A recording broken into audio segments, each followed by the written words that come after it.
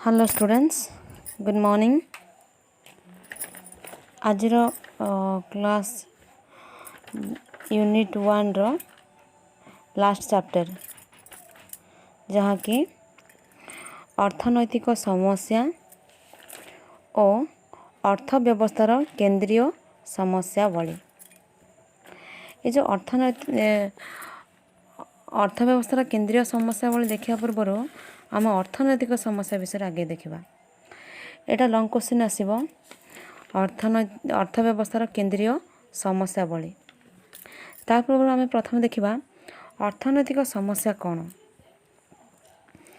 अर्थव्यवस्थार केंद्रीय समस्या भली आलोचना करने पूर्वर आमको अर्थव्यवस्था और अर्थनैतिक समस्या कौन ना अर्थव्यवस्था और अर्थनैतिक समस्या संपर्क में जानिबा अति आवश्यक।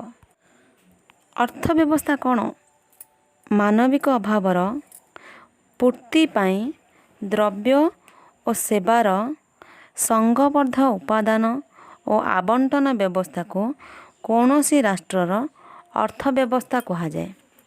कौन ना मानविक अभावर पूर्ति पाई जो मनुष्यर अभाव को पूर्ण करने पाई द्रव्य और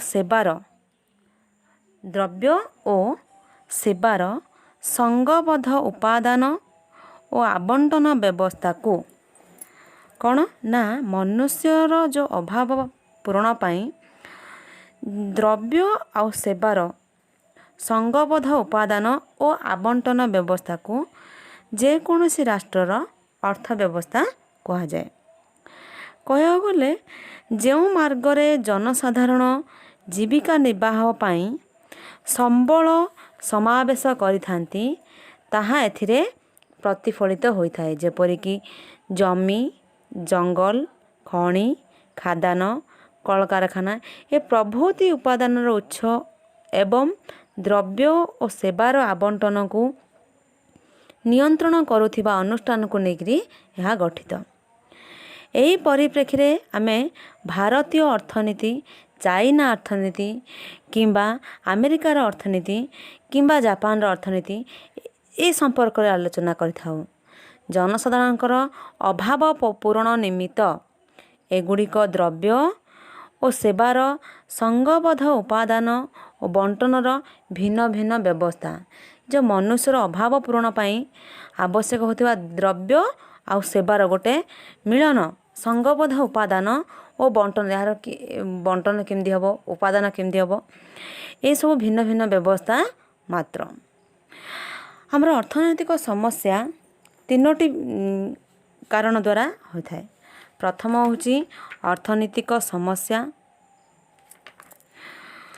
बहुत सारा उपादान द्वारा होता है जमती कि अर्थनैतिक समस्या असीम अभाव दुष्प्राप्य संबल विकल्प व्यवहार और चयन समस्या। कौन ना अर्थनैतिक समस्या प्रथम आसब तापर आसब असीम अभाव तापर आसब दुष्प्राप्य संबल पर आम देखा विकल्प व्यवहार और तार केमती चयन समस्या। प्रथमे देखिबा अर्थनैतिक समस्या। अर्थनैतिक समस्या कौन ना मनीष अभावर परितृप्ति पाई संबल संग्रह तहिर विनियोग सह निबिड़ भाव जड़ित समस्या ही अर्थनैतिक समस्या। अर्थनैतिक समस्या आम कौन आम तो पूर्व जानी जो मार्शल रॉबिन्स संज्ञार अर्थनैतिक समस्या बर्तमान एथिरे देखिबा कि मनीषर अभाव परिपूर्ति पाई संबल संग्रह मनीषर जो अभाव अच्छी यार पूरण करने प्रथमे संबल संग्रह ताहार विनियोग सह निबिड़ भाव जड़ित समस्या ही अर्थनैतिक समस्या। जो मनुष्यर अभाव पूरण पाई संबल संग्रह करा जाए से संबल को विनियोग करने पाई निबिड़ भाव जो विनियोग करिया समय जो समस्या उपजे ताहा होची अर्थनैतिक समस्या। यही समस्या मुख्यतः ଦୁଇଟା କାରଣ ସୃଷ୍ଟି ହେଉଛି। ଗୋଟେ ହେଉଛି ମାନବୀୟ ଅଭାବ ହେଉଛି ଅସୀମ। ପ୍ରଥମ ହେଉଛି ମାନବୀୟ ଅଭାବ ଅସୀମ, କାରଣ ମନୁଷ୍ୟର ଅଭାବ କେବେ ମଧ୍ୟ ସରେ ନାହିଁ। ଏବଂ ଦ୍ୱିତୀୟ ହେଉଛି ଏହି ଅସୀମ ଅଭାବକୁ ପରିପୂରଣ କରିବା ପାଇଁ ଆମ ପାଖରେ ଥିବା ସମ୍ବଳ ହେଉଛି ସସୀମ। ପ୍ରଥମଟା କ'ଣ ନା ମାନବୀୟ ଅଭାବ ହେଉଛି ଅସୀମ ଏବଂ ଏହି ଅସୀମ ଅଭାବକୁ ପରିପୂରଣ କରିବା ପାଇଁ ଆମ ପାଖରେ ଥିବା ସମ୍ବଳ ହେଉଛି ସସୀମ।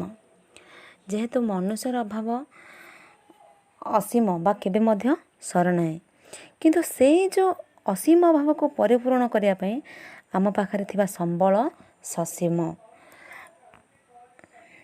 ପ୍ରଥମେ ଦେଖିବା ଅସୀମ ଅଭାବ କ'ଣ ନା ଦ୍ରବ୍ୟ ଓ ସେବା ପ୍ରାପ୍ତି ପାଇଁ ମଣିଷର ଇଚ୍ଛାକୁ ହିଁ ଅଭାବ କୁହାଯାଏ। ଅଭାବ କାହାକୁ କୁହାଯାଏ ନା ଦ୍ରବ୍ୟ ଆଉ ସେବା ପ୍ରାପ୍ତି ବା ସେବା ପାଇବା ପାଇଁ ମଣିଷର ଯେଉଁ ଇଚ୍ଛା ଶକ୍ତିକୁ ହିଁ ଅଭାବ କହିବା। ଏହି ଅଭାବ ସୀମାହୀନ ଅନନ୍ତ, କେବେ ମଧ୍ୟ ସରେ ନାହିଁ, ମଲା ପର୍ଯ୍ୟନ୍ତ ଲାଗି ରହିଥାଏ। ଏହି ମାନବୀୟ ଇଚ୍ଛାର ସର୍ବପ୍ରଧାନ ଓ ସର୍ବପ୍ରଥମ ବୈଶିଷ୍ଟ୍ୟ ଏହା ହେଉଛି କ'ଣ? ଏହା ହେଉଛି ମାନବୀୟ ଇଚ୍ଛାର ସର୍ବପ୍ରଧାନ ଆଉ ସର୍ବପ୍ରଥମ ବୈଶିଷ୍ଟ୍ୟ କ'ଣ? ଯେଉଁଟାକି ଅଭାବ। ଗୋଟିଏ ଅଭାବ ପୂରଣ ହୋଇସାରିବା ପରେ ଆଉ ଗୋଟିଏ ଅଭାବ ଉଦ୍ରେକ ହୁଏ, ଭଦ୍ରକ ବା ଜାଗ୍ରତ ହୁଏ।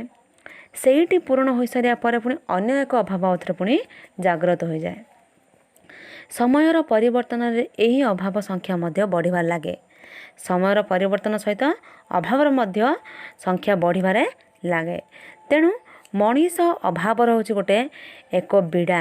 ମଣିଷ ହେଉଛି ଏକ ଅଭାବର ଏକ ବିଡ଼ା ବୋଲି ଆମେ ଯଥାର୍ଥରେ କୁହାଯାଇଛି। କ'ଣ ନା ମଣିଷ ହେଉଛି ଗୋଟେ ଅଭାବର ଏକ ବିଡ଼ା।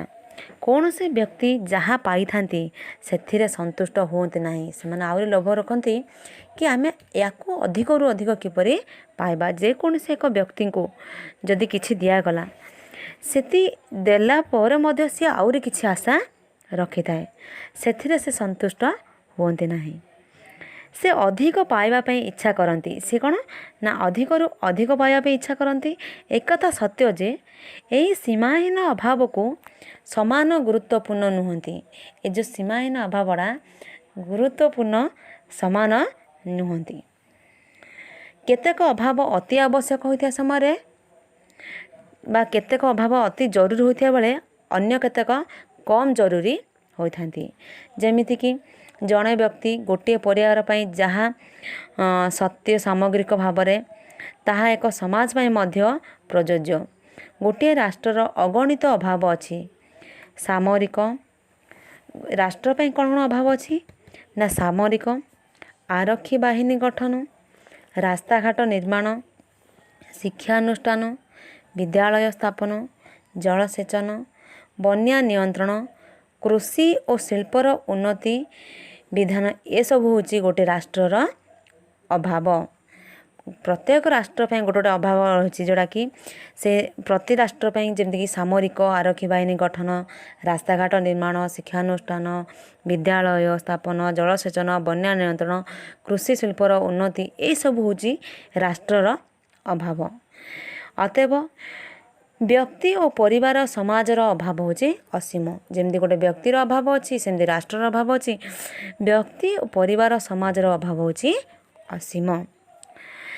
ଦ୍ୱିତୀୟ ଦେଖିବା ଦୁଷ୍ପ୍ରାପ୍ୟ ସମ୍ବଳ ବା ସ୍କେର୍ସିଟି ରିସୋର୍ସେସ୍। ମାନବୀୟ ଅଭାବ ଗୁଡ଼ିକ ଅସୀମ ଯେହେତୁ, ମାତ୍ର ଏହି ଅସୀମ ଅଭାବକୁ ପରିତୃପ୍ତ କରିବା ପାଇଁ ଆମ ପାଖରେ ସମ୍ବଳ ହେଉଛି ଅତି କିଞ୍ଚିତ ବା ସସୀମ। ଏହି ସମ୍ବଳ ହେଉଛି କ'ଣ? ଅର୍ଥ, ଶ୍ରମ, ଅନ୍ୟାନ୍ୟ ମାନବିକ ବା ପ୍ରାକୃତିକ ସମ୍ବଳ ହୋଇପାରନ୍ତି। ସମ୍ବଳ ସୀମିତ କହିଲେ ଆମେ ଏହାର ଚାହିଦା ତୁଳନାରେ ଯୋଗାଣର ସ୍ୱଳ୍ପତାକୁ ହିଁ ବୁଝିଥାଉ। ସମ୍ବଳ ସୀମିତ କହିଲେ କ'ଣ ବୁଝିଥାଉ ନା ଏହାର ଚାହିଦା ତୁଳନାରେ ଯୋଗାଣର ସ୍ୱଳ୍ପତାକୁ ବା କମ୍କୁ ହିଁ ଆମେ ବୁଝିଥାଉ। ଏଇଥିପାଇଁ ହିଁ ଅର୍ଥନୈତିକ ସମସ୍ୟାର ଉଦ୍ଭବ ହେଉଛି। ଆମେ ଏହି ସୀମିତ ସମ୍ବଳ ମାଧ୍ୟମରେ ଅସୀମ ଅଭାବର ପରିତୃପ୍ତି କରିପାରିବା କି? ଆମେ ଚାହୁଁଥିବା ସମସ୍ତ ଦ୍ରବ୍ୟ ଓ ସେବା ଆମେ ଉତ୍ପାଦନ କରିପାରିବା କି? ଆଦୌ ନୁହେଁ। ଯଦି ଅସୀମ ଅଭାବକୁ ପରିତୃପ୍ତି କରିବା ପାଇଁ ସମ୍ବଳ ପର୍ଯ୍ୟାପ୍ତ ମାତ୍ରାରେ ହୋଇଥାନ୍ତା ବା ସମ୍ବଳ ମଧ୍ୟ ସେମିତି ଅସୀମ ହୋଇଥାନ୍ତା, ତାହେଲେ ଆମର এই ଅସୀମ ଅଭାବ ଗୁଡ଼ିକ ପରିପୂରଣ ହୋଇପାରନ୍ତା ବା ଅର୍ଥନୈତିକ ସମସ୍ୟାର ଆବିର୍ଭାବ ଆଉ ହୁଅନ୍ତା ନାହିଁ। ଆମେ ଚାହୁଁଥିବା ସମସ୍ତ ଦ୍ରବ୍ୟ ଓ ସେବା ଯଥେଷ୍ଟ ପରିମାଣରେ ଉତ୍ପାଦିତ ହୋଇପାରନ୍ତା, କିନ୍ତୁ ତାହା ନୁହେଁ। ଯେହେତୁ ଆମର ଅଭାବ ହେଉଛି ଅସୀମ ଆଉ ସମ୍ବଳ ହେଉଛି ସୀମିତ। ଏହି ସୀମିତ ସମ୍ବଳକୁ କେମିତି ବିକଳ୍ପ ବ୍ୟବହାର ଆଉ ଚୟନ ସମସ୍ୟା, ଏ ଯେଉଁ ସୀମିତ ସମ୍ବଳ ଅଭାବ ଅସୀମ ମଧ୍ୟରେ ଏହି ସମ୍ବଳ ଗୁଡ଼ିକର କିଭଳି ଭାବରେ ବିକଳ୍ପ ବ୍ୟବହାର କରିବା ଆଉ ଆମର ଅଭାବ ଗୁଡ଼ିକୁ କିଭଳି ଚୟନ ବା ମନୋନୟନ କରିବା। ଅସୀମ ସମ୍ବଳର ଅନ୍ୟ ଏକ ଚାରିତ୍ରିକ ବୈଶିଷ୍ଟ୍ୟ ହେଲା କ'ଣ ନା ବିକଳ୍ପ ବ୍ୟବହାର କ୍ଷମ, ଯାହାଫଳରେ ଅର୍ଥନୈତିକ ସମସ୍ୟା ଆହୁରି ଉତ୍କଟ ହୋଇଥାଏ। କେମିତି ନା ଭୂମିରେ ଗହମ ଚାଷ ହୋଇପାରିବ କିମ୍ବା ଆଳୁ ଚାଷ ହୋଇପାରିବ, ଖେଳ ପଡ଼ିଆ ନିର୍ମାଣ ହୋଇପାରିବ କି ବାସଗୃହ ତିଆରି ହୋଇପାରିବ କିମ୍ବା କୋଠା ହୋଇପାରିବ ବା ଯାହା କିଛି ବିଦ୍ୟାଳୟ ହୋଇପାରିବ କିମ୍ବା ଡାକ୍ତରଖାନା ଯାହା କିଛି ହୋଇପାରିବ। କିନ୍ତୁ ଶ୍ରମିକ କୃଷି କ୍ଷେତ୍ର ବା କଳକାରଖାନା କିମ୍ବା ବ୍ୟବସାୟ ପ୍ରତିଷ୍ଠାନରେ ନିୟୋଜିତ ହୋଇପାରିବେ। ଶ୍ରମିକ କୃଷି କ୍ଷେତ୍ର ବା କଳକାରଖାନା କିମ୍ବା ବ୍ୟବସାୟ ପ୍ରତିଷ୍ଠାନରେ ନିୟୋଜିତ ହୋଇପାରିବେ। ଖଣ୍ଡିଏ 10 ଟଙ୍କିଆ ନୋଟ୍ ମାଧ୍ୟମରେ କଲମଟିଏ କିମ୍ବା ସିନେମା ଟିକେଟ୍ କିଣି ହେବ। ଗୋଟେ ଖଣ୍ଡିଆ 10 ଟଙ୍କିଆ ନୋଟ୍ରେ ଆମେ ଗୋଟେ 10 ଟଙ୍କିଆ ନୋଟ୍ରେ କଲମ ଗୋଟେ କିଣିପାରିବା କିମ୍ବା ଚକୋଲେଟ୍ ଗୋଟେ ଖାଇପାରିବା କିମ୍ବା ସିନେମା ଟିକେଟ୍ ଗୋଟେ। ଏବେ ତ ବର୍ତ୍ତମାନ ତ ଯୁଗରେ 10 ଟଙ୍କାର ସିନେମା ଟିକେଟ୍ ହୋଇପାରିବନି। ବର୍ତ୍ତମାନ ଯୁଗରେ କ'ଣ ନା ଗୋଟେ କଲମ କିଣିପାରିବା କିମ୍ବା ଗୋଟେ ଚକୋଲେଟ୍ ଖାଇପାରିବା କିମ୍ବା ଗୋଟେ ଟଏସ୍ କିଣିପାରିବା। ସେହି ସମୟ ମଧ୍ୟରେ ବା ସେହି ମଧ୍ୟରେ ଏହି ପରିପ୍ରେକ୍ଷୀରେ ଆମକୁ ମନୋନୟନ କରିବାକୁ ହେବ କି କେଉଁଟା ଆମ ପାଇଁ ଅଧିକ ଗୁରୁତ୍ୱପୂର୍ଣ୍ଣ। ବର୍ତ୍ତମାନରେ ଆମକୁ କେଉଁଟା ଅଧିକ ଗୁରୁତ୍ୱପୂର୍ଣ୍ଣ ଓ ଜରୁରୀ ଅଭାବ କେଉଁଟା କମ୍ ଗୁରୁତ୍ୱପୂର୍ଣ୍ଣ।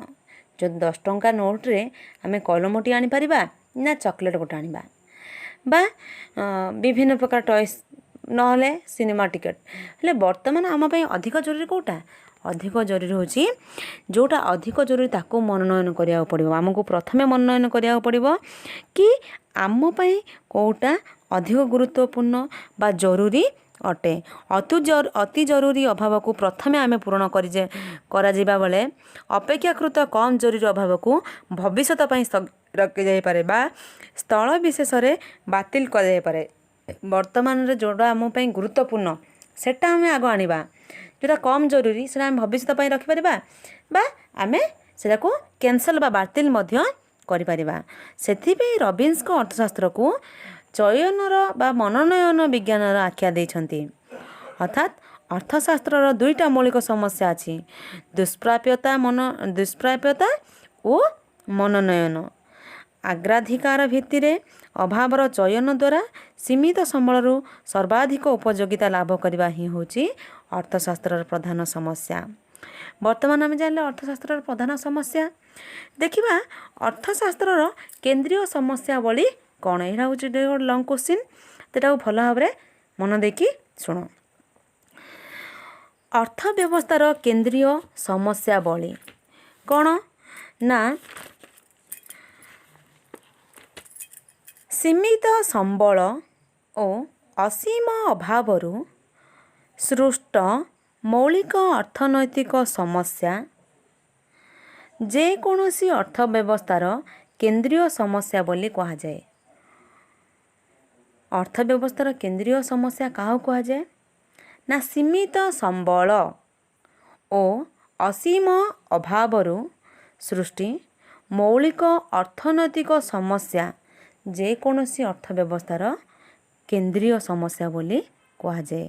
ବା ଯେଉଁ ବ୍ୟବସ୍ଥା ମାନବୀୟ ଅଭାବର ପୂରଣ ପାଇଁ ଦେଶରେ ଦ୍ରବ୍ୟ ଓ ସେବାର ଉତ୍ପାଦନ ବଣ୍ଟନକୁ ସଂଗଠିତ କରିଥାଏ ତାହାକୁ ଅର୍ଥ ବ୍ୟବସ୍ଥା କୁହାଯାଏ। ଆମେ ଜାଣିଥିଲେ କି ଅର୍ଥ ବ୍ୟବସ୍ଥା କ'ଣ ନା ଯେଉଁ ବ୍ୟବସ୍ଥା ମାନବୀୟ ଅଭାବର ପୂରଣ ପାଇଁ ଦେଶରେ ଦ୍ରବ୍ୟ ଓ ସେବାର ଉତ୍ପାଦନ ଓ ବଣ୍ଟନକୁ ସଂଗଠିତ କରିଥାଏ ତାହାକୁ ଅର୍ଥ ବ୍ୟବସ୍ଥା କୁହାଯାଏ। କିନ୍ତୁ ଅର୍ଥ ବ୍ୟବସ୍ଥାର କେନ୍ଦ୍ରୀୟ ସମସ୍ୟା ଭଳି କ'ଣ ନା ସୀମିତ ସମ୍ବଳ जो सीमित संबल और असीम अभाव सृष्टि मौलिक अर्थनैतिक समस्या जेकोसी अर्थव्यवस्थार केंद्रीय समस्या बोली कह जाए। प्रत्येक राष्ट्र रे अर्थनीति निम्नत केंद्रीय समस्यार सम्मुखीन होता है। कौन कौन ना मुख्यतः तीनोटी केंद्रीय समस्यार सम्मुखीन होता है। प्रथम है कौन उत्पादन करा जीवो, द्वितीय है किपरि उत्पादन करा जीवो,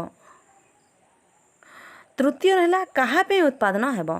तीनोटी समस्या, प्रथम कौन उत्पादन करा जीवो बा केते उत्पादन करा जीवो, द्वितीय किपरि उत्पादन हेबो, तृतीय कहाँ पे उत्पादन हेबो।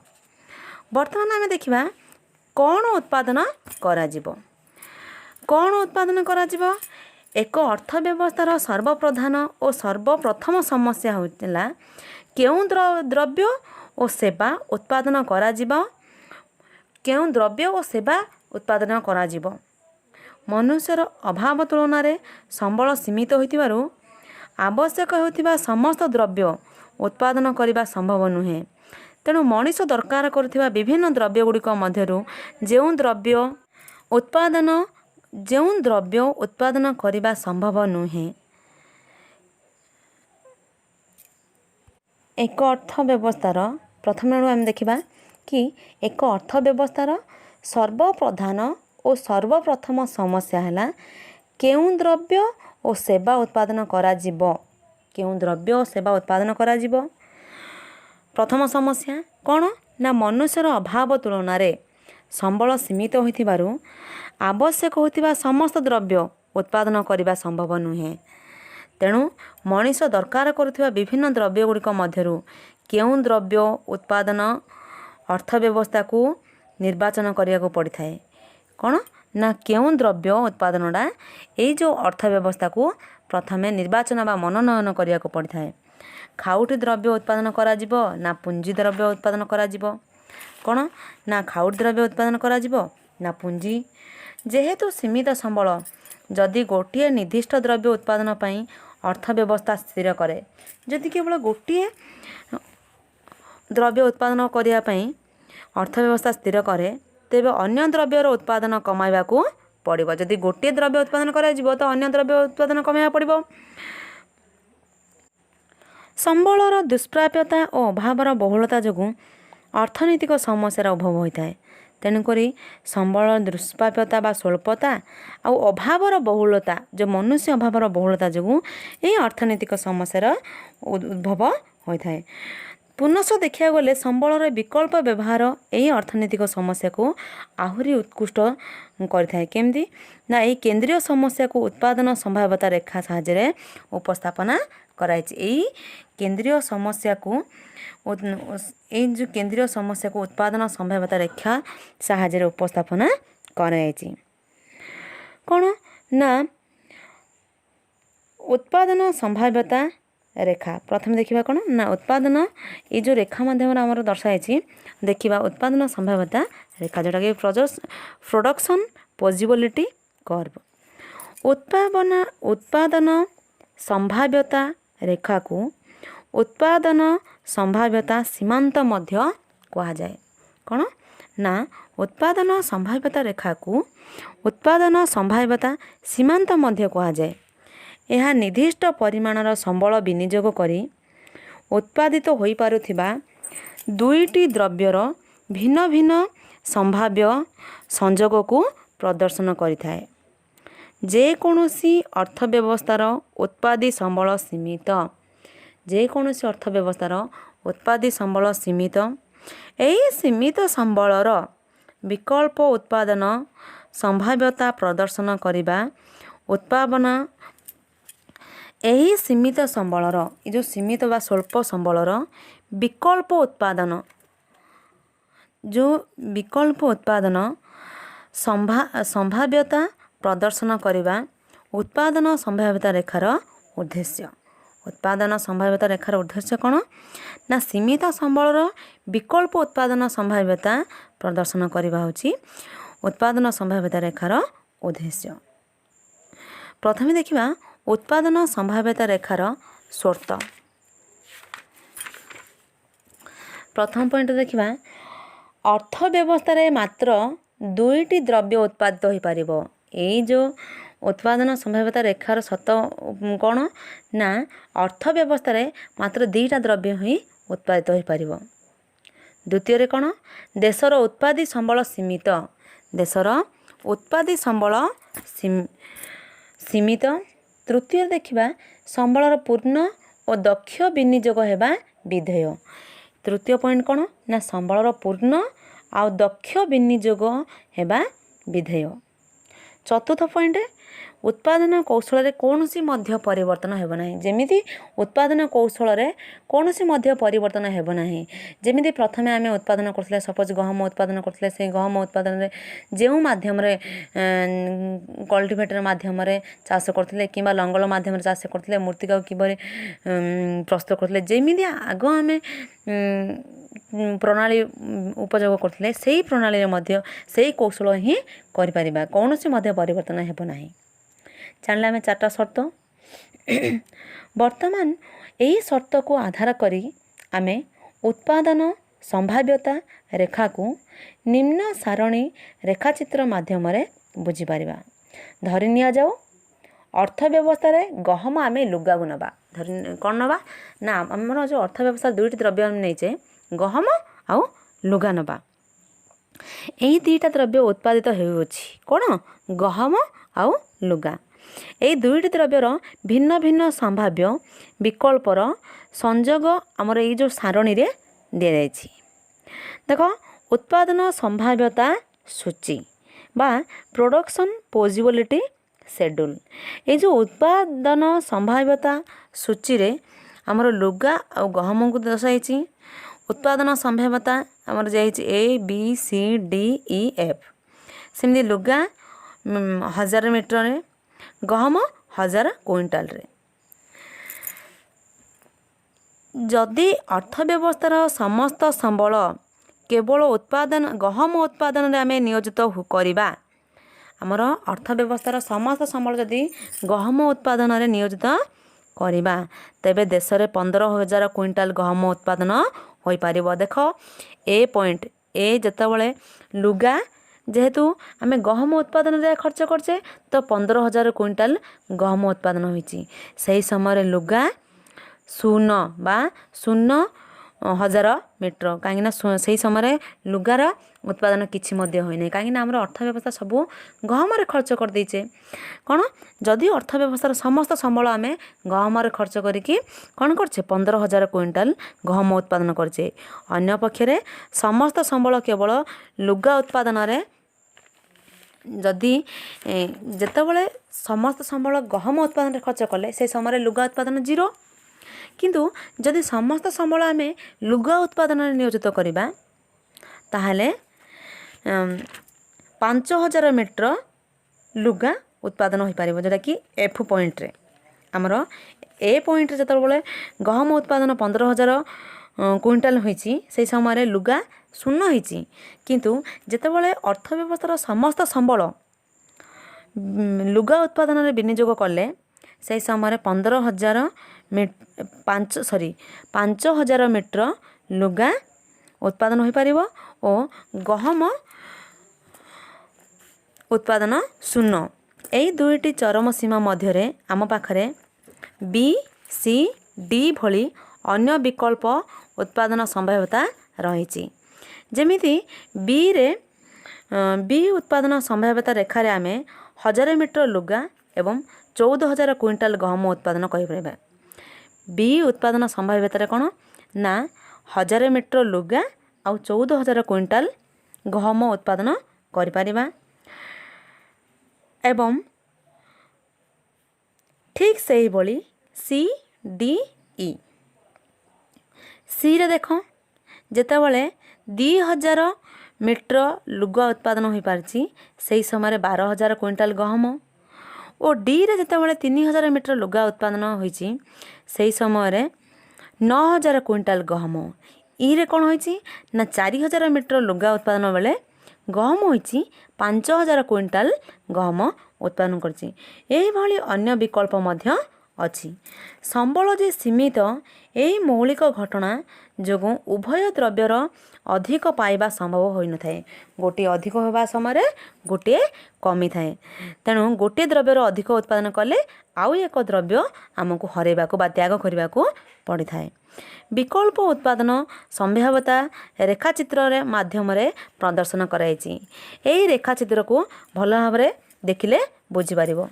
ଦେଖ, ଓ ଏକ୍ସ ଅକ୍ଷ ହେଉଛି ଆମର ଲୁଗା, ଓ ୱାଇ ଅକ୍ଷ ହେଉଛି ଆମର କ'ଣ ଗହମ।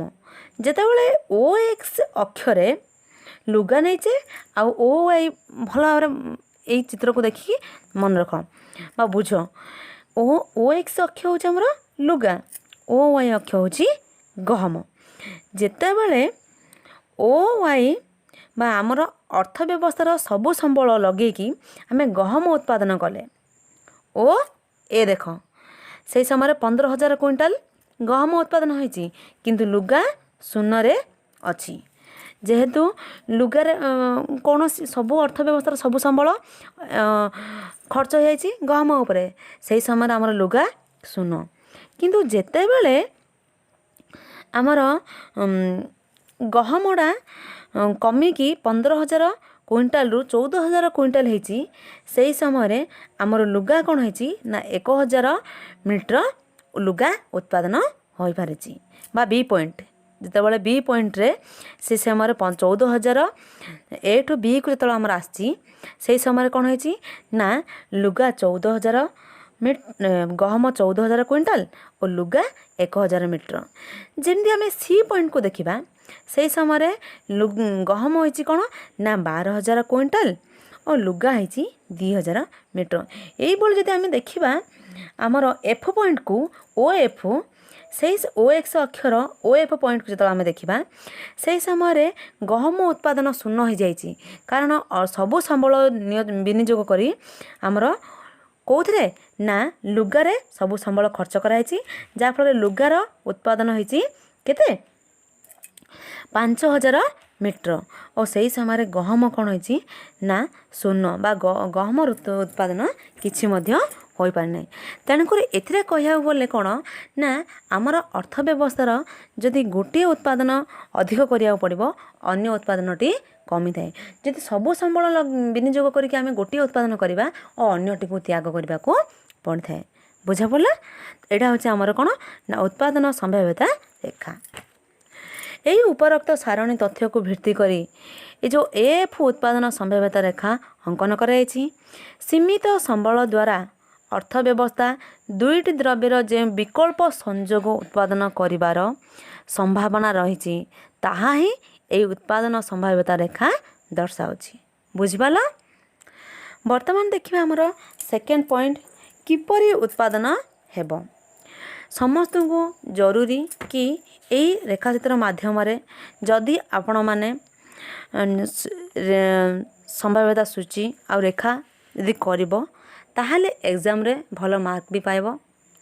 ବେଶୀ କିଛି ଲେଖିବାକୁ ଏଥିରେ ପଡ଼େନି, କମ୍ ହିଁ ଲେଖିବାକୁ ପଡ଼େ। ତେଣୁକରି ଏଇଟା ଯଦି ପ୍ରେଜେଣ୍ଟ କରିବ ତ ମାର୍କ ବି ତୁମମାନଙ୍କର ଭଲ ଆସିପାରିବ। ତେଣୁକରି ଏହି ରେଖାଚିତ୍ର ମାଧ୍ୟମରେ ଯଦି ବୁଝେଇ ପାରିବ, ଏକ୍ଜାମ୍ର ବା ପରୀକ୍ଷାର ନିରୀକ୍ଷକ ମଧ୍ୟ ଭାବିବେ କି ଯାହା ହଉ ପିଲାଟା ଭଲସେ ବୁଝିଛି। ସୋ ଏହି ଚିତ୍ର ମାଧ୍ୟମରେ ଆପଣମାନଙ୍କୁ ଦର୍ଶାଇବାକୁ ପଡ଼ିବ। ଦେଖିବା ଆମର ପ୍ରଥମ ପଏଣ୍ଟ ଆମେ ବୁଝିପାରିଲେ କି ପ୍ରଥମେ ଆମେ କ'ଣ ଦେଖିଲେ ନା ଉତ୍ପାଦନ କ'ଣ ଏବଂ କେତେ ପରିମାଣରେ ଉତ୍ପାଦନ କରାଯିବ। ଦ୍ୱିତୀୟ ପଏଣ୍ଟ ଆମେ ଦେଖିବା କିପରି ଉତ୍ପାଦନ ହେବ। କିପରି ଉତ୍ପାଦନ ହେବ ନା ସ୍ଥିରୀକୃତ ଦ୍ରବ୍ୟ କେଉଁ ପଦ୍ଧତିରେ ଉତ୍ପାଦନ କରାଯିବ। ସ୍ଥିରୀକୃତ ଦ୍ରବ୍ୟ କେଉଁ ପଦ୍ଧତିରେ ଉତ୍ପାଦନ କରାଯିବ, ତାହା ହିଁ ଅର୍ଥ ବ୍ୟବସ୍ଥାର ପରବର୍ତ୍ତୀ ସମସ୍ୟା। ପ୍ରଥମ ସମସ୍ୟା ଆମେ ଜାଣିଲେ କି କ'ଣ ଉତ୍ପାଦନ ହେବ, କିପରି କ'ଣ ଉତ୍ପାଦନ ହେବ, କେତେ ପରିମାଣରେ ଉତ୍ପାଦନ ହେବ ଜାଣିଲେ। ବର୍ତ୍ତମାନ ଆମେ ଦେଖିବା ସେକେଣ୍ଡ ସମସ୍ୟା କ'ଣ, କିପରି ଉତ୍ପାଦନ ହେବ, ହାଉ ଟୁ ପ୍ରଡ୍ୟୁସ୍। ଏହି ସ୍ଥିରୀକୃତ ଦ୍ରବ୍ୟ କେଉଁ ପଦ୍ଧତିରେ ଉତ୍ପାଦନ କରାଯିବ, ତାହା ହେଉଛି ଅର୍ଥ ବ୍ୟବସ୍ଥାର ପରବର୍ତ୍ତୀ ସମସ୍ୟା। ଏକ ନିର୍ଦ୍ଦିଷ୍ଟ ଦ୍ରବ୍ୟ ଉତ୍ପାଦନ ପାଇଁ ଅନେକ ବିକଳ୍ପ ପଦ୍ଧତି ରହିଛି। आमको एथिमध्यरु गोटे पद्धति बाछियाकु पड़िबो बा मनोनयन करियाकु पड़िबो। उदाहरण स्वरूप हस्ततंत्र किंबा शक्ति चालित तंत्र। आमको हस्ततंत्र किंबा शक्ति चालित तंत्र माध्यम हस्ततंत्र किंबा शक्ति चालित तंत्र माध्यम वस्त्र उत्पादन करिपारिबा। आमे कोन वस्त्र उत्पादन करिया केमदी ना हाथ चालित यंत्र माध्यम किंबा शक्ति चालित यंत्र माध्यम उत्पादन करिया पड़िबो। जदि नहले रास्ता निर्माण करिया ताले श्रमिक मानक द्वारा करिबा किंबा रूलर कि बुलडोजर ए द्वारा करिबा। जदि देखिबा आमे चाष करिबा लंगल माध्यम चाष करि परिबा किंबा ए जो कृषि यंत्र ट्रैक्टर साहाय्य चाष करिबा। सेमिति ए माध्यम आमे यंत्र माध्यम करि परिबा ना श्रमिक माध्यम करि परिबा। सेटा होछि हमर समस्या। एई देख ना एई जो पद्धति एई भली उत्पादन पद्धति को दुई भागरे विभक्त कराइछि। गोटे होछि श्रम सघन पद्धति आ गोटे होछि पुंजी सघन पद्धति। गोटे होछि कोन ना श्रम सघन पद्धति अन्यटी होछि पुंजी सघन पद्धति। श्रम सघन पद्धति प्रथमे देखिबा श्रम सघन पद्धति। श्रम सघन पद्धति कौन जो पद्धति रे श्रमिक माने नियोजित होई काम करती ताकू श्रम सघन पद्धति कह जाए। और पुंजी सघन पद्धति अर्थात जो क्षेत्र रे अधिक रु अधिक यंत्रपाति माध्यम बा यंत्रपाति शक्ति चालित यंत्रपाति माध्यम आमर कार्य कराई थाए से पद्धति को पुंजी सघन पद्धति कह जाए। ये श्रम सघन पद्धति अधिक परिमाण रे श्रम बा श्रमिक व्यवहार कराए। ये श्रम सघन पद्धति रे कौन ना अधिक परिमाण रे श्रम बा श्रमिक व्यवहार कर जाए किंतु पुंजी सघन पद्धति रे अधिक परिमाण रे पुंजी आवश्यक हुए।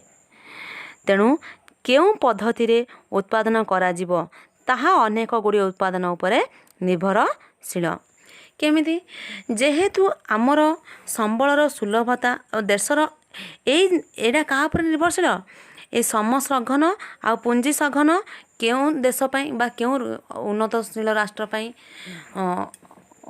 अनुन्नतशील राष्ट्र पई को राष्ट्र पई को पद्धति आवश्यक हुए से पद्धति से आम उपरे निर्भरशील।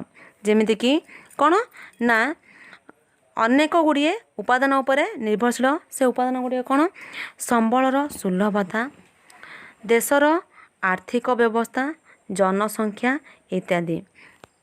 जेभली भारत भली गोटे श्रमिक बहुल राष्ट्र रे श्रम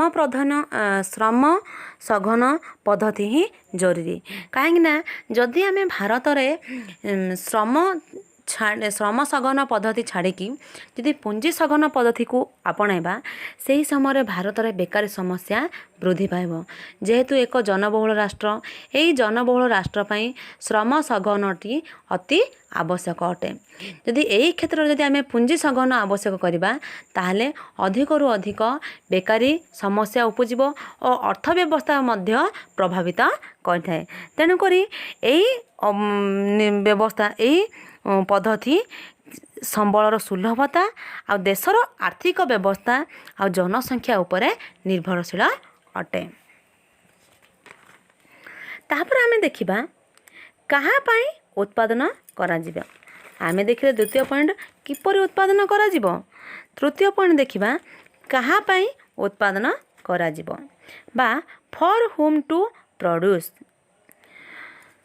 अर्थव्यवस्थार उत्पादित द्रव्य और सेवार परिमाण सीमित। यही सीमित द्रव्य और सेवा किपरि आवंटन कराजिवो बा बंटन कराजिवो ताहा अर्थनीतिर परवर्ती मौलिक समस्या। यही उत्पादन प्रक्रिया रे भूमि श्रम और पुंजी एमाने सब अंशग्रहण करथांती। सेमाने प्राप्य स्वरूप यथाक्रमे ये जो भूमि श्रम आउ जो पुंजी अंशग्रहण करथांती से मानकर प्राप्य स्वरूप अधिशेष मजूरी ସୁଧ ପାଇଥାନ୍ତି। ଯେଭଳି ଗୋଟିଏ ଶ୍ରମିକ ତାର କୃଷି କ୍ଷେତ୍ରରେ ସିଏ ଯେକୌଣସି ଚାଷ କରିକି ଯେଉଁ ଦ୍ରବ୍ୟ ଉତ୍ପାଦନ କରିଥାଏ ତାହାକୁ ବିକିକି ସିଏ ଯେଉଁ ପାରିଶ୍ରମିକ ପାଇଲା ସିଏ ହେଉଛି ତା'ର ଶ୍ରମ ବା ପ୍ରାପ୍ୟ। ସେ ଯେଉଁ ପ୍ରାପ୍ୟ ପାଇଲା ସେଇଟା ହେଉଛି ତା'ର ବା ଅଧିଶେଷ ମଜୁରୀ ସୁଧ ପାଇଥାନ୍ତି ସେ ହେଉଛି ତା'ର ପ୍ରାପ୍ୟ। ଏଇ ପ୍ରାପ୍ୟ କିଭଳି ନିର୍ଣ୍ଣୟ କରାଯାଏ ତାହା ହିଁ ବଣ୍ଟନ ତତ୍ତ୍ୱର ବିଷୟବସ୍ତୁ। ଯେକୌଣସି ଉତ୍ପାଦନ କଲା ପରେ ଯେଉଁ ଶ୍ରମ ମଜୁରୀ ଶ୍ରମ ଭୂମି ପୁଞ୍ଜି ଲଗେଇକି ଯେଉଁ ଉତ୍ପାଦନ କଲା ପରେ ଯେଉଁ ପ୍ରାପ୍ୟ ପାଆନ୍ତି ଯେ ଅଧିଶେଷ ମଜୁରୀ ସୁଧ ପ୍ରାପ୍ୟ କିଭଳି ନିର୍ଣ୍ଣୟ କରାଯାଏ ତାହା ହେଉଛି ବଣ୍ଟନ ତତ୍ତ୍ୱର ବିଷୟବସ୍ତୁ। ଏହାକୁ କାର୍ଯ୍ୟରତ ବଣ୍ଟନ ବୋଲି କୁହାଯାଏ। ଏହାକୁ କ'ଣ ନା କାର୍ଯ୍ୟରତ ବଣ୍ଟନ କୁହାଯାଏ। ଅର୍ଥାତ୍ ଉତ୍ପାଦନ ପ୍ରକ୍ରିୟାରେ ଉତ୍ପାଦନର ସାଧନ ସମୂହର ଅବଦାନ ଯୋଗୁଁ ସେମାନେ କେଉଁ ନୀତି ଦ୍ୱାରା ପାରିତୋଷିକ ଲାଭ କରନ୍ତି ସେମାନେ କେଉଁ ନୀତି ଦ୍ୱାରା ବା କିଭଳି ପାରିତୋଷିକ ପାଇପାରିବେ ତାହା ଗୋଟେ କାର୍ଯ୍ୟଗତ ବଣ୍ଟନର ବିଷୟବସ୍ତୁ। ସେଇଟା ହେଉଛି ଗୋଟେ କାର୍ଯ୍ୟଗତ ବଣ୍ଟନର ବିଷୟବସ୍ତୁ। ଯଦି ବ୍ୟକ୍ତି ମଧ୍ୟରେ ଜାତୀୟ ଆୟର ବଣ୍ଟନକୁ ଆମେ ବ୍ୟକ୍ତିଗତ ବଣ୍ଟନ ବୋଲି କହିଥାଉ। ଏହି ବ୍ୟକ୍ତିଗତ ବଣ୍ଟନ ମଧ୍ୟ ଅଧ୍ୟୟନ କଲାବେଳେ ବ୍ୟକ୍ତି ବିଶେଷ ପାଇଁ କେଉଁ କେଉଁ ଆୟରୁ ଉତ୍ସରୁ ଆୟ କରିଥାନ୍ତି ତାହା ଆମର ବିଚାରକୁ ନିଆଯାଏ ନାହିଁ। କାରଣ ପୁଞ୍ଜିବାଦୀ ଅର୍ଥ ବ୍ୟବସ୍ଥାରେ ସମ୍ପତ୍ତିର ମାଲିକାନା ଅନେକ ପରିମାଣର ବ୍ୟକ୍ତିଗତ ବଣ୍ଟନକୁ ପ୍ରଭାବିତ କରିଥାଏ। ଏହି ସମ୍ପତ୍ତିର ମାଲିକାନା ଏକ ଆନୁଷ୍ଠାନିକ ଉପାଦାନ ହୋଇଥିବାରୁ ଏହା ଅର୍ଥନୀତି ତତ୍ତ୍ୱର ପରିସର ବହିର୍ଭୂତ ବୋଲି ମନେ କରାଯାଏ।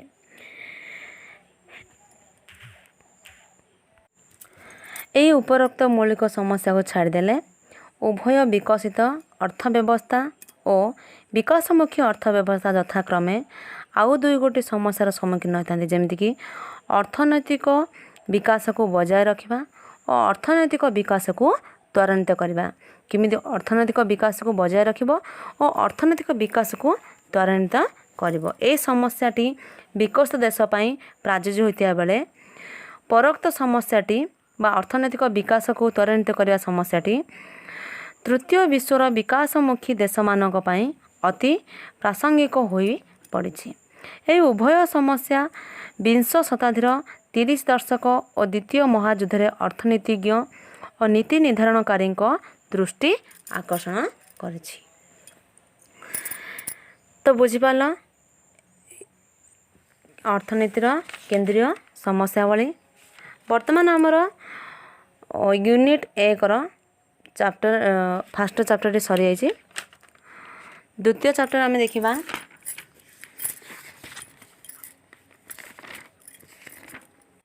ମାନବୀୟ ଅଭାବ ଉପଯୋଗିତା ଦ୍ରବ୍ୟ ମୂଲ୍ୟ ଦର ଏବଂ ସମ୍ପଦ। ତ ଆଜି ବି ଆମର ପ୍ରଥମ ଚାପ୍ଟର ସରିଲା। ଏଇ ଲଙ୍ଗ୍ କୋଶ୍ଚିନ୍ଟି ଭଲ ଭାବରେ ବୁଝିବାକୁ ଚେଷ୍ଟା କରେ ଆଉ ରେଖାଚିତ୍ରଟି ମଧ୍ୟ ବୁଝାଯାଇଛି। ମୋ ଭିଡ଼ିଓଟି ଦେଖିଥିବାରୁ ଅଶେଷ ଅଶେଷ ଧନ୍ୟବାଦ।